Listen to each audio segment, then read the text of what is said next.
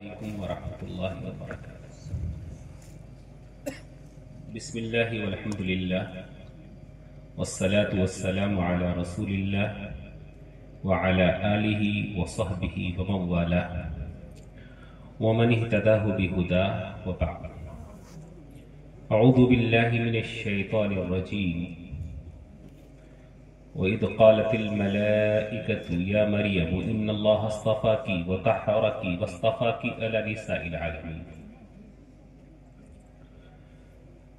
تمام طرح کی حمد و ثنا، بڑائی اور بزرگی ہماری اور آپ کی تمام ہی طاعتیں، عبادتیں، نیکیاں اور بھلائیاں اللہ وحدہ لا شریک کے لیے درود و سلام نازل ہو اس کے آخری نبی محمد عربی صلی اللہ علیہ وسلم پر، جن کے ذریعے سے ہمیں اسلام جیسی نعمت اور دولت ملی۔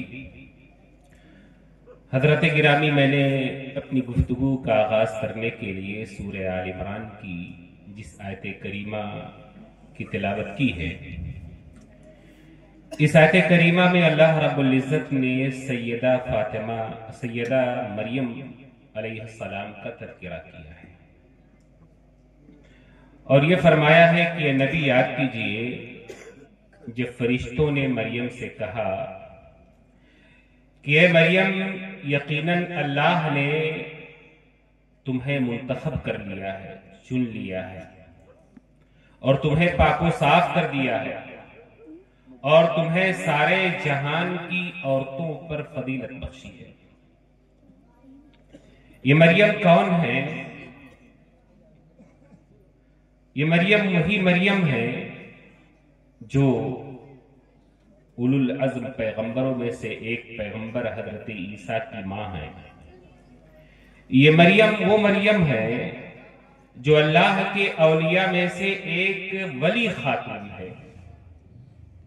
یہ مریم وہ مریم ہے جن کو اللہ کے رسول صلی اللہ علیہ وسلم نے اپنی ایک حدیث میں جنتی عورتوں کی سردار کہا۔ حضرت عائشہ رضی اللہ تعالی عنہ کی روایت ہے کہ اللہ کے رسول صلی اللہ علیہ وسلم نے فرمایا، سیدات نساء اہل الجنت اربع، جنتی عورتوں کی سردار چار خواتین ہوں گی، چار عورتوں کو جنت کی سرداری حاصل ہوگی۔ جس طرح سے جنت میں مردوں کی سرداری چار مردوں کو حاصل ہوگی، حضرت ابوبکر و عمر کو اور حضرت حسن و حسین کو، ایسے ہی جنتی عورتوں کی سرداری اور سربراہی کا شرف چار خواتین اور چار عورتوں کو حاصل ہوگا۔ اللہ کے رسول نے کہا وہ چار عورتیں کون ہوں گی؟ آپ نے اس میں سب سے پہلا نام لیا مریم ابنت عمران، وفاطمہ بنت محمد، وخدیجہ بنت خویلد، وآسیہ بنت مزاحم امرأۃ فرعون۔ پہلی عورت عمران کی بیٹی مریم ہوگی، دوسری محمد کی بیٹی فاطمہ ہوگی، تیسری خویلد کی بیٹی خدیجہ ہوگی، اور چوتھی مزاحم کی بیٹی آسیہ فرعون کی بیوی ہوگی۔ حضرت مریم کو یہ مقام کیسے ملا؟ حضرت مریم کو جنت کی یہ سرداری کیسے ملی؟ حضرت مریم کو دنیا کی عورتوں کے لیے ایک مثالی اور آئیڈیل خاتون ہونے کا شرف کیسے ملا؟ یاد رکھیں، جب کوئی بیٹی مثالی ہوگی تو وہی مثالی بیٹی آگے چل کر کے مثالی بیوی بنے گی، اور وہی مثالی بیٹی آگے چل کر کے ایک مثالی ماں بنے گی۔ اگر ہماری اور آپ کی بیٹیاں مثالی نہیں ہیں، اگر ہماری اور آپ کی بیٹیاں صالح اور نیک نہیں ہیں، اگر ہماری اور آپ کی بیٹیاں با اخلاق نہیں ہیں، ہماری اور آپ کی بیٹیاں با حیا نہیں ہیں، ہماری اور آپ کی بیٹیاں دیندار نہیں ہیں، تو پھر آنے والی نسلوں کو دیندار مائیں نہیں ملیں گی، آنے والی نسلوں کو باحیا مائیں نہیں ملیں گی، آنے والی نسلوں کو باحیا مائیں نہیں مل سکتی ہیں۔ اس لیے ضروری ہے کہ ہم اپنی بیٹیوں کو مثالی بنائیں، ویسے ہی جیسے حضرت مریم کو مثالی بنایا گیا۔ کیسے؟ کیا حضرت مریم کیسے مثالی خاتون بنی؟ ایک ایسی خاتون کی جنتی عورتوں کی سردار ہونے کا انہیں شرف حاصل ہوا، اس کی بنیاد کہاں سے پڑی؟ اس کی سب سے پہلی وجہ جو قرآن مجید نے بیان کی ہے وہ ہے ان کے والدین کی نیکی اور صالحیت۔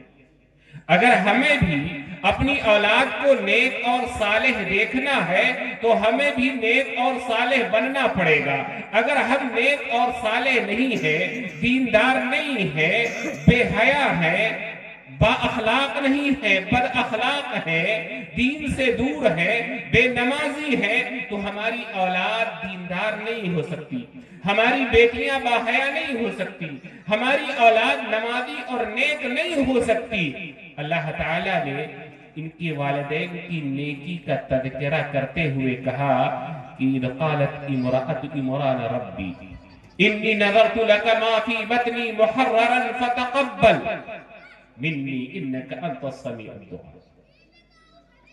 کہا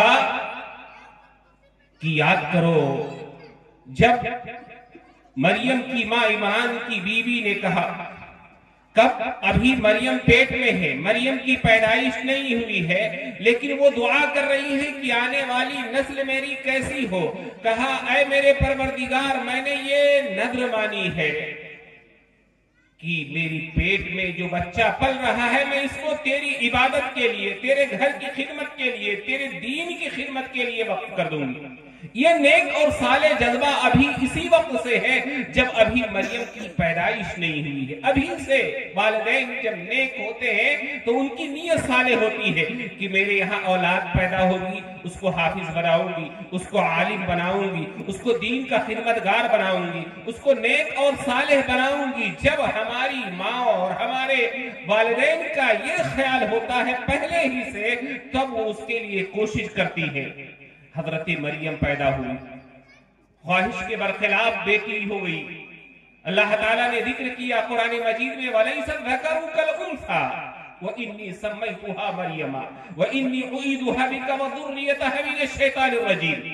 کہا کہ اللہ بیٹی بیٹے کی طرح تو نہیں ہوتی، میں نے تیرے دین کی خدمت کے لیے، تیرے گھر کی خدمت کے لیے، تیرے دین کے لیے وقف کرنے کی نیت کی تھی، لیکن بیٹی بیٹے کے مانند تو نہیں ہو سکتی۔ میں اس کا نام مریم رکھتی ہوں اور میں اس کو اور اس کے آنے والی نسل کو تیری حفاظت میں دیتی ہوں، تیری پناہ میں دیتی ہوں۔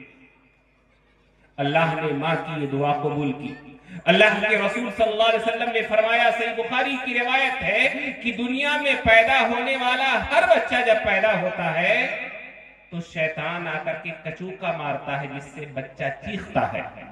صحت و تندرستی کے ساتھ صحت مند پیدا ہونے والا ہر بچہ پیدا ہوتے ہی روتا ہے سوائے دو بچوں کے، ایک خود مریم اور دوسرے ان کے بیٹے عیسیٰ۔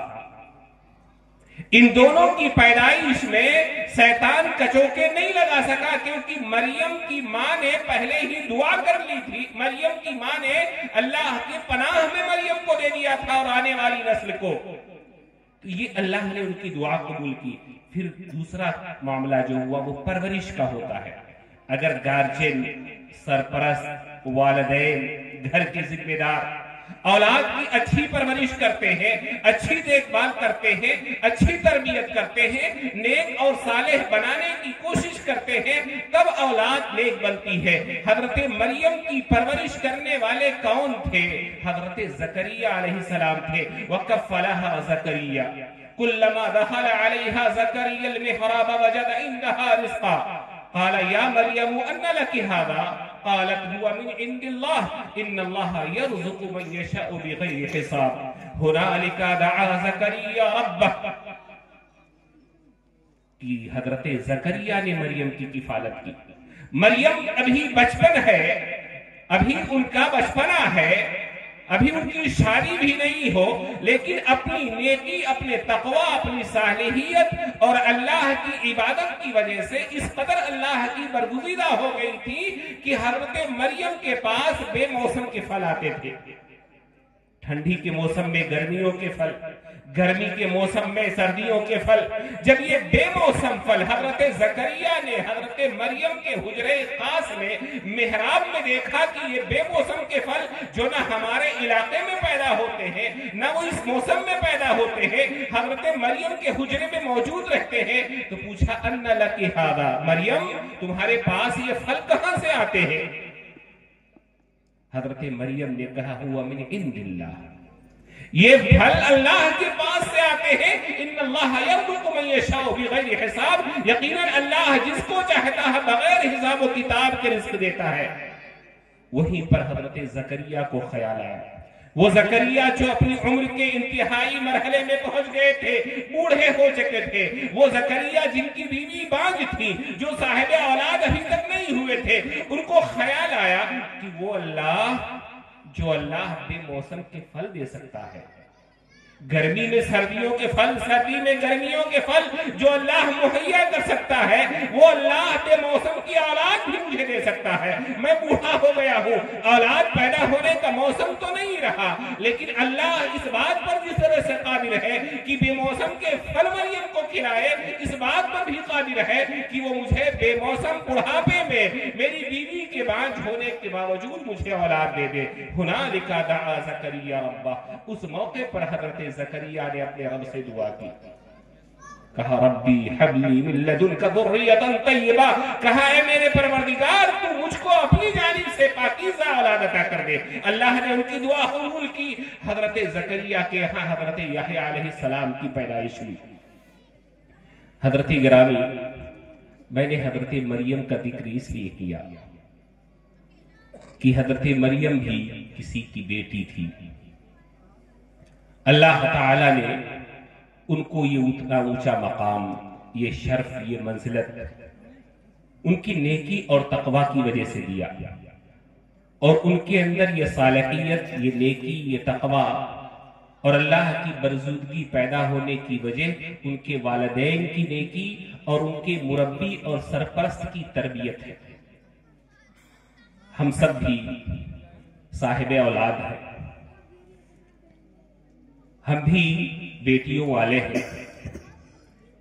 یہ بیٹیاں حضرات گرامی، بیٹیاں رحمت ہوتی ہیں، بیٹیاں نعمت ہوتی ہیں، بیٹیاں دل کا چین ہوتی ہیں، بیٹیاں دل کا قرار ہوتی ہیں، بیٹیاں والدین کے لیے سکون اور راحت کا باعث ہوتی ہیں۔ بلکہ بیٹیاں تو وہ ہیں کہ جن کو ہماری شریعت نے جنت کا ٹکٹ قرار دیا ہے۔ بیٹوں کی پیدائش پر جنت کی بشارت نہیں ہے، لیکن بیٹیاں وہ ہیں جن کے بارے میں صحیح بخاری کی روایت ہے، حضرت انس بن مالک رضی اللہ تعالیٰ عنہ بیان کرتے ہیں کہ اللہ کے رسول صلی اللہ علیہ وسلم نے کہا من عالی جاریتین حتی تبلغا جاء یوم القیامت انا وہو وضم عصابیہ، کہا جس شخص کے یہاں دو بیٹیاں ہوئیں، دو لڑکیاں ہوئی، دو بہنیں ہو، دو بیٹیاں ہو، دوسری روایت میں ہے بنتینی او اختینی، دو بیٹیاں یا دو بہنیں، بعد میں ثلاث بنات، تین بیٹیاں ہوئی، دو بیٹیاں ہوئی، اللہ کے رسول نے کہا یہ بیٹیاں، انسان نے ان بیٹیوں کی پرورش کی، پال پوس کر ان کو جوان کر دیا، ان کی شادی کر دی، اپنے فریضے سے سبکدوش ہو گیا۔ ایسا شخص جس نے اپنی بیٹیوں کی صالح تربیت کی، یا تو وہ خود مر گیا یا پھر بیٹیوں کی شادی کر کے ان کو سسرال والا کر دیا، جاء یوم القیامتی، ایسا شخص قیامت کے دن جب آئے گا تو وہ اتنا مجھ سے قریب ہوگا جیسے دونوں انگلیاں آپس میں ملی ہوئی ہیں۔ بیٹوں کی پیدائش پر یہ بشارت رہی ہے، بیٹیاں تو یہ جنت کا ٹکٹ ہوتی ہے۔ لیکن حضرات گرامی، یہی بیٹیاں جو ہمارے لیے جنت کی بشارت تھی، یہی بیٹیاں جو ہمارے لیے نعمت تھی، یہی بیٹیاں جو ہمارے لیے سکون اور قرار کا باعث تھی، آج ہمارے لیے مسئلہ بنتی جا رہی ہے، ہمارے لیے مسئلہ بنتی جا رہی ہے، ہمارے لیے پرابلمز کھڑی کر رہی ہے، ہماری عزت و ناموس پہ دھبے لگا رہی ہے، وہ ہماری پگڑیوں کو اچھال رہی ہے۔ اپنی جوانی کا سودا، اپنی عفت کا سودا، اپنی پاکدامنی کا سودا، اپنی عزت و آبرو کا سودا، یہاں تک کہ بعض मुसलमान बेटियां और मुसलमान लड़कियां अपने दीनों ईमान तक का सौदा कर बैठती हैं, और यहां तक कि दीनों ईमान तक का सौदा करने के साथ साथ बात तो ऐसी भी होती है जो अपनी जान तक का सौदा कर बैठती है और जान हार जाती है। लेकिन क्या इसमें सारी गलतियां इन बेटियों की है? नहीं नहीं मेरे भाइयों, मेरी बात कड़वी जरूर है लेकिन सही है कि इसमें इन बेटियों से ज्यादा किरदार उनके गार्जियन का है, उनके वालिदैन का है, उनके घर के जिम्मेदारों का है, हमारा और आपका है। हम और आप जैसे लोग जो घरों के सरपरस्त होते हैं, घरों के जिम्मेदार होते हैं, जिनकी जिम्मेदारी होती है अपने घर की औरतों की देख रेख, इज्जत व आबरू का तहफ्फुज, उनकी साले तरबियत, उनके चाल चलन पर निगाह रखना और उनको इस्लामी तशख़्ख़ुस देना जिनकी जिम्मेदारी होती है, चूंकि हम और आप वो जिम्मेदारी अदा नहीं करते। हमारे घरों का माहौल तो इस कदर बिगड़ चुका है कि फहिश फिल्में चल रही हैं, फहिश गाने बज रहे हैं, फहिश मनाजिर देखे जा रहे हैं। हमारी चाहे वो बहू हो, चाहे वो बीवी हो, चाहे वो बेटी हो, हर कोई है, हर घर का तकरीबन माहौल है। इस मोबाइल ने तो घर घर बुराई को पहुंचा दिया है, कोई घर बचा हुआ नहीं है। तब जब हमारे घर में इश्क व मुआशरे के मनाजिर देखे जाएंगे, बेहया और नंगी तस्वीरें देखी जाएंगी, बेहयाई के ऊपर जो है मुश्तमिल गीत सुने और गाए जाएंगे, तो हमारी औरतों की जो तरबियत होगी वो हया वाली नहीं होगी, बेहयाई वाली ही होगी। अगर हम कांटे बोएंगे तो फूल कहां से आएंगे?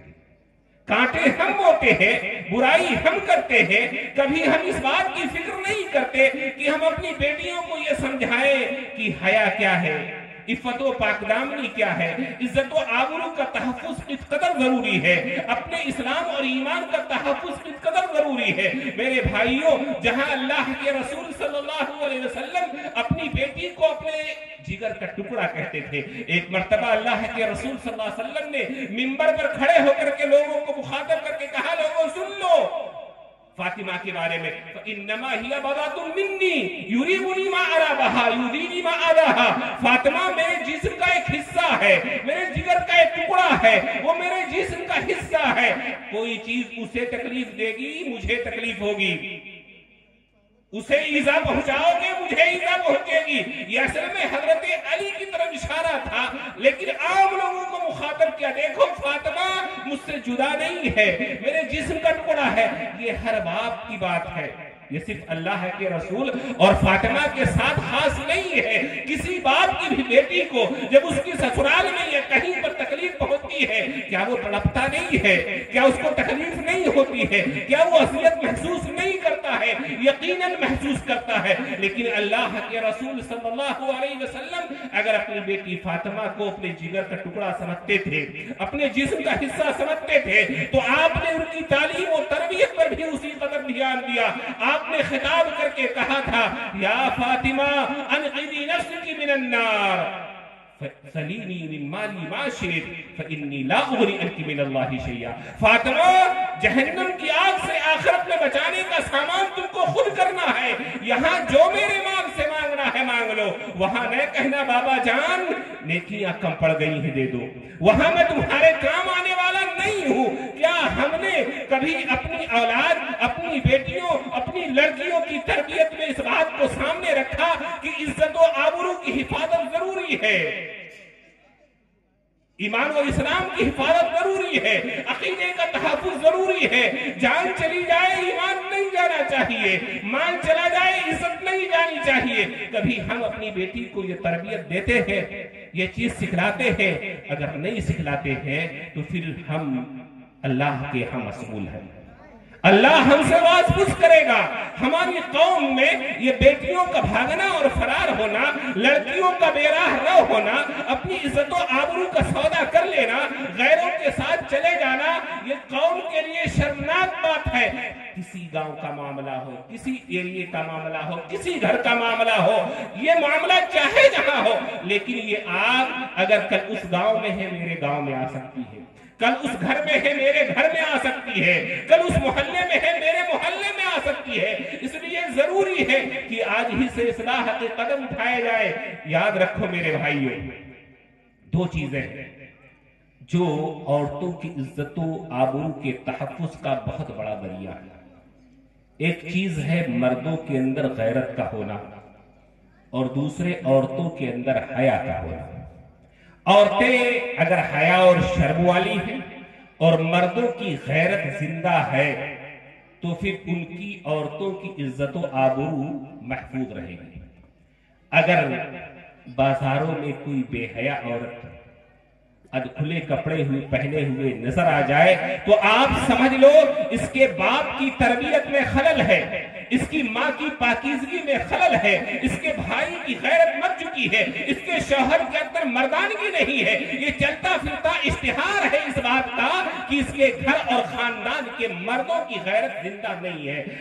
اسلام جب آیا لوگ اس کو زمانے جاہلیت کہتے ہیں، بہت برا زمانہ سمجھتے اور کہتے ہیں، لیکن اس زمانے میں بھی مردوں کے اندر غیرت کس قدر تھی کہ عربوں کے یہاں معاملہ یہ تھا کہ گھر کی عورتیں، خاندان کی عورتیں جس گھوڑے پر سوار ہوتی تھی وہ گھوڑا وہ فروخت نہیں کرتے تھے، اس گھوڑے کو استعمال کے لائق نہ رہ جائے ذبح کر دیا کرتے تھے، لیکن فروخت نہیں کرتے تھے کہ ہمارے گھر کی خواتین جس گھوڑے کی پشت پر بیٹھی ہے کوئی اجنبی اس گھوڑے کی پشت پر نہ بیٹھے۔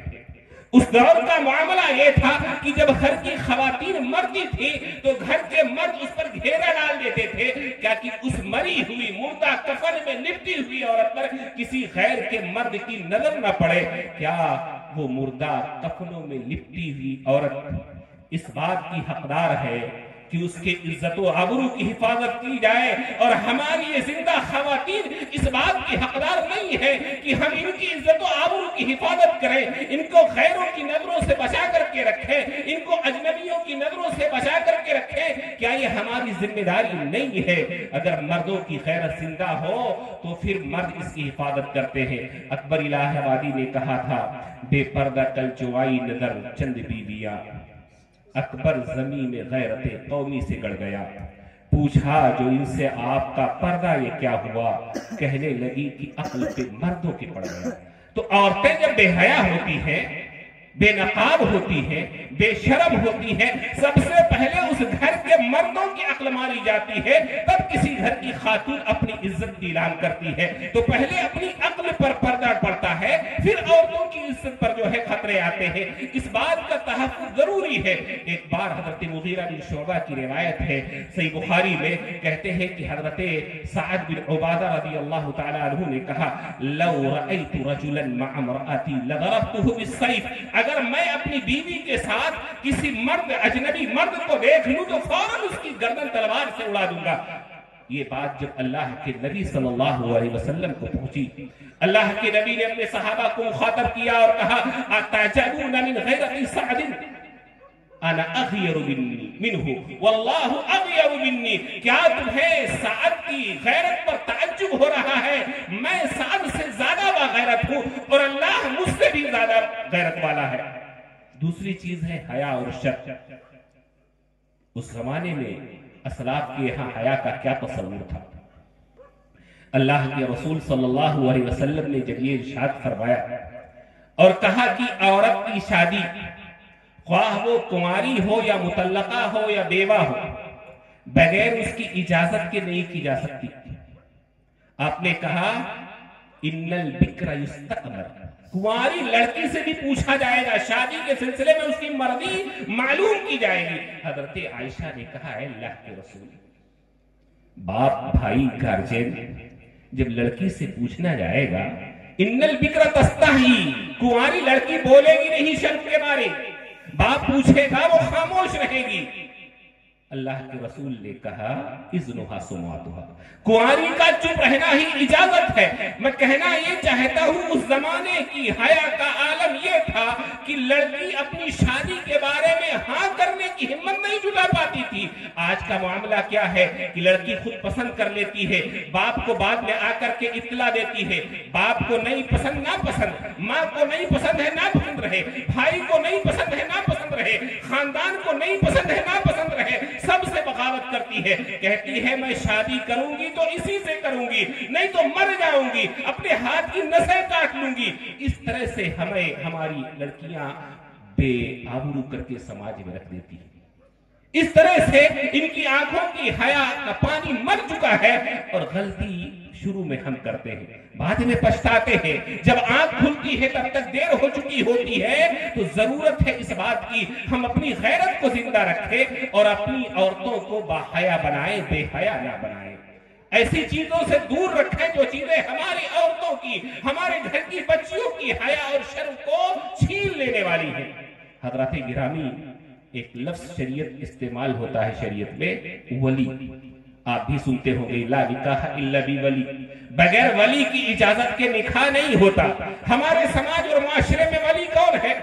شریعت کہتی ہے دادا پوتے کے لیے ولی ہے، باپ تو اپنی بیٹی کا ولی ہے ہی، بہن کے لیے بھائی ولی ہے، یہاں تک کہ بیٹا بھی ماں کا ولی ہے اگر شادی کرانا چاہے، چچا اپنی بھتیجی کے لیے ولی بن سکتا ہے۔ یہ تمام اعزاء اور اقربا یکے بعد دیگرے کسی خاتون کے ولی ہوتے ہیں، لیکن ہمارے یہاں ولی کس کو سمجھا جاتا ہے کہ ولی وہ ہے جو نکاح کی مجلس میں آئے، نکاح کے فارم پر ولی کی جگہ پر دستخط کر دے، یہ لڑکی کا ہاتھ رکھے کے حوالے کر دیں کہ جاؤ تم کو دیا۔ میرے بھائی، ولی کا مطلب صرف یہی نہیں ہے، بلکہ ولی وہ ہے جو اللہ تعالی کے بعد گھر کی خواتین کا، گھر کی عورتوں کی عزت و آبرو کا، ان کے تحفظ کا، ان کی تربیت کا، ان کی دیکھ ریکھ کا ذمہ دار ہوتا ہے۔ اگر ہم دادا ہیں، اپنی پوتی کی تحفظ کا، اس کے عزت و آبرو کا، اس کی تربیت کے ہم ذمہ دار ہیں۔ اگر باپ ہیں، اپنی بیٹی کے ہم ذمہ دار ہیں۔ اگر ہم گھر کے بڑے بھائی ہیں، بہنوں کی عزت و آبرو کے تحفظ فراہم کرنا یہ میری ذمہ داری ہے۔ اگر میں چچا ہوں، میرا بھائی نہیں ہے، بھتیجیوں کا میں گارجن ہوں، تو میری ذمہ داری ہے کہ میں ان بھتیجیوں کی تعلیم و تربیت اچھی طریقے سے کروں، ان کو اسلام و ایمان کا معنی و مفہوم سمجھاؤں، ان کو غیرت اور شرم و حیا کا معنی و مفہوم سمجھاؤں۔ یہ میری ذمہ داری ہے، لیکن ہم اس ذمہ داری کو بھول بیٹھے ہیں، اس لیے ہماری خواتین یا ہماری قوم کی بیٹیاں غیروں کے ساتھ فرار ہوتی ہیں۔ ایک اور تعلیم جو ہماری شریعت ہمیں دیتی ہے، وہ تعلیم یہ ہے کہ ہماری شریعت نے اجنبی مردوں اور اجنبی عورتوں کے درمیان ایک گیپ رکھا ہے، فاصلہ، دوری بنا کر کے رکھا ہے۔ دو حکم ہیں اس سلسلے میں شریعت کے، ایک ہے اختلاط نہیں کرنا۔ مثال کے طور پر آپ اس جلسے میں بیٹھے ہوئے ہیں، اگر یہی عورتیں بیٹھ جائیں تو یہ اختلاط ہے، اختلاط ناجائز ہے، ایک ساتھ نہیں بیٹھ سکتے۔ اللہ کے رسول صلی اللہ علیہ وسلم نے فرمایا ایاکم الدخول علی النساء، عورتوں کے پاس جانے سے بچو، اجنبی عورتوں کی محفل میں نہ جاؤ۔ لوگوں نے پوچھا ہے اللہ کے رسول ارایت الحم، دیور کا کیا معاملہ ہے، کیا دیور بیٹھ سکتا ہے؟ آپ نے فرمایا الحم الموت، دیور موت ہے عورت کے لیے۔ ہمارے یہاں تو سب سے زیادہ اسی کو مواقع فراہم کیے جاتے ہیں۔ ہمارے یہاں دیور کے لیے بالکل اجازت ہے سماج اور معاشرے میں۔ دیور کو اللہ کے رسول نے موت کہا کہ یہ اگر اس عورت کے ساتھ واقع ہو گیا تو پھر اس کو رجم ہی کیا جانا ہے، اس کو مار مار کر ہلاک ہی کر دیا جانا ہے۔ تو دیور موت ہے، تو اختلاط نہیں ہونا چاہیے، چاہے وہ جلسہ ہو، چاہے وہ مسجد ہو، چاہے وہ مدرسہ ہو، چاہے وہ کالج ہو، کسی بھی جگہ مردوں اور عورتوں کی گیدرنگ ایک ساتھ نہیں ہونا چاہیے۔ دونوں کی مجلس اور محفل بیٹھنے اور اٹھنے کی جگہ علیحدہ ہونی چاہیے، یہ ہماری شریعت کہتی ہے۔ اور دوسری چیز ہے خلوت۔ خلوت یعنی تنہائی، ایک کمرہ ہے، ایک کمرے میں ایک اجنبی مرد اور ایک اجنبی عورت، دور ہی دور کیوں نہ ہو، تنہائی میں نہیں ہو سکتے۔ تنہائی میں اجنبی مرد کے ساتھ، مثال کے طور پر ہم لفٹ میں چڑھے، ایک اجنبی عورت وہاں ہے تو ہم لفٹ میں نہیں جا سکتے الا کہ کسی تیسرے کو لے لے تاکہ تنہائی ختم ہو جائے، تب وہاں جائیں۔ تو یہ دو چیزیں شریعت روکتی ہے کہ نہ تو کسی اجنبی کے ساتھ، اللہ کے رسول صلی اللہ علیہ وسلم نے فرمایا لا يخلون رجل بامرأة ولا تسافرن الا ومعها ذو محرم، کوئی آدمی کسی اجنبی عورت کے ساتھ تنہائی میں نہ جائے اور نہ ہی کوئی عورت تنہا سفر کرے مگر اس کے ساتھ اس کا کوئی محرم رشتہ دار ہو۔ ایک حدیث میں کہا اگر کوئی آدمی کسی اجنبی عورت کے ساتھ تنہائی اختیار کرتا ہے تو اس کے ساتھ تیسرا شیطان ہوتا ہے۔ شیطان دلوں میں یہ ڈالتا ہے ایسے خیالات بے حیائی کے، بدتمیزی کے، وہ ڈالتا ہے، تنہائی کے مواقع کو وہ ضائع نہیں جانے دیتا۔ تو شریعت اس سے روکتی ہے، یہاں تک کہ ہمارے معاشرے میں عام طور پر یہ دیکھا جاتا ہے کہ گھر کی لڑکی ہے، لڑکی بالغ بھی ہو گئی ہے، ماسٹر صاحب ٹیوشن پڑھانے آتے ہیں، طرح کمرے میں بیٹھ کر پڑھاتے ہیں، حافظ جی قرآن پڑھانے آتے ہیں، طرح کمرے میں بیٹھ کر پڑھاتے ہیں، مولوی صاحب دینیات پڑھانے آتے ہیں، بالغ لڑکی کو طرح بیٹھ کر کے پڑھاتے ہیں۔ شریعت اس کی اجازت نہیں دیتی۔ مولوی صاحب بعد میں ہے، پہلے وہ انسان ہے، اور انسان ہونے کے ایک تقاضے ہوتے ہیں بشریت کے، وہ ان کے اندر بھی موجود ہے۔ ماسٹر صاحب بعد میں ہے، پہلے وہ ایک مرد ہے، اور مرد کے جو فکری تقاضے ہوتے ہیں وہ اس کے اندر ہوتے ہیں۔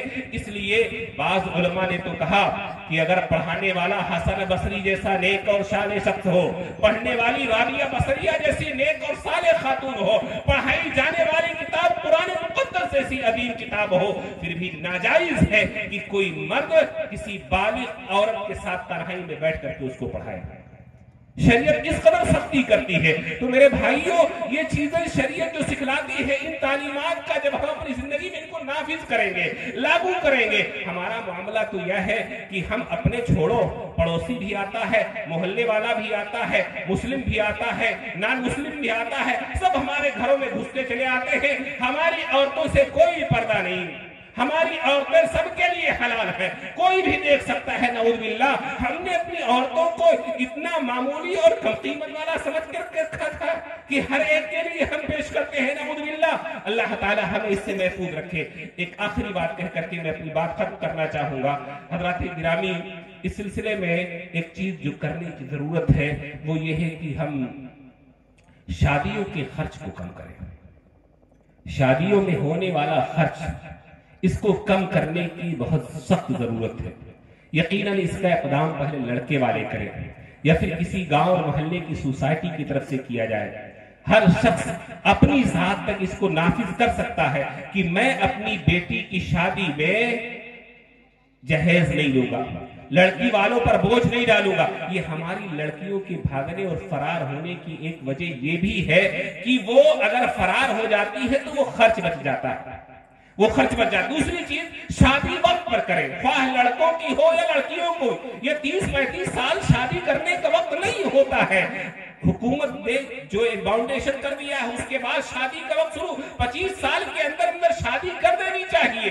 آپ زیادہ وقت تک کھینچو گے، کتنا کھینچو گے؟ جبر ہے فطرت پر، فطری طور پر یہ انسان کی ضرورت، جس طرح سے کھانا پینا ہے ایسے وہ بھی ایک انسان کی ضرورت ہے، اس پر آپ کتنا جبر کر کے رکھو گے؟ اس لیے اس کو بھی سدھارنے کی ضرورت ہے۔ تیسری اور آخری بات، ہم اپنے گھر کے ماحول کو خوشگوار بنائیں۔ اگر ہماری اپنی بیوی سے، بیگم سے نہیں بنتی، ہم اپنی بیوی پر ظلم کرتے ہیں، ہماری بچی دیکھے گی، بالغ ہوگی تو وہ شادی سے گھبرائے گی۔ کسی لڑکی کی سہیلی پر اگر اس کی سسرال میں زیادتی ہوتی ہے تو وہ یہ سوچ کر کے ڈرتی ہے کہ کہیں میری سسرال پر بھی اسی طرح ظلم نہ کیا جائے۔ کسی محلے میں کسی عورت کے ستائے جانے کی جب خبر ملتی ہے تو محلے کی تمام غیر شادی شدہ لڑکیاں گھبراتی ہیں شادی کرنے سے۔ اس لیے دیکھیں، کوئی پرفیکٹ نہیں ہوتا ہے، خامی مرد کے اندر بھی ہوتی ہے، خامی عورتوں کی بھی اندر ہوتی ہے۔ ایک دوسرے کی خامیوں کو نظر انداز کریں، خوبیوں سے فائدہ اٹھانے کی کوشش کر لیں، ایک دوسرے کو برداشت کریں۔ زندگی ایسے ہی کٹتی ہے، اور جو ایک دوسرے کو برداشت کر لے جاتے ہیں ان کی زندگی خوشگوار رہتی ہے۔ اللہ تعالی ہم سب کی بہو بیٹیوں کی حفاظت فرمائے، ہم سب کی بیٹیوں کی عزت و آبرو کا محافظ ہو جائے۔ اللہ تعالی ہم سب کو نیک اور صالح بنائے، اور ہم سب کو اپنی اولاد کی صالح تربیت کرنے کی توفیق عطا فرمائے۔ اللہ تعالی جب تک ہمیں زندہ رکھے، اسلام و ایمان پر زندہ رکھے۔ بار الہ ہم میں سے جو بیمار ان کو شفایاب کر دے، ہم میں سے جن کے اعزاء اور اقربا وفات پا چکے ہیں ان کی بخشش فرما دے۔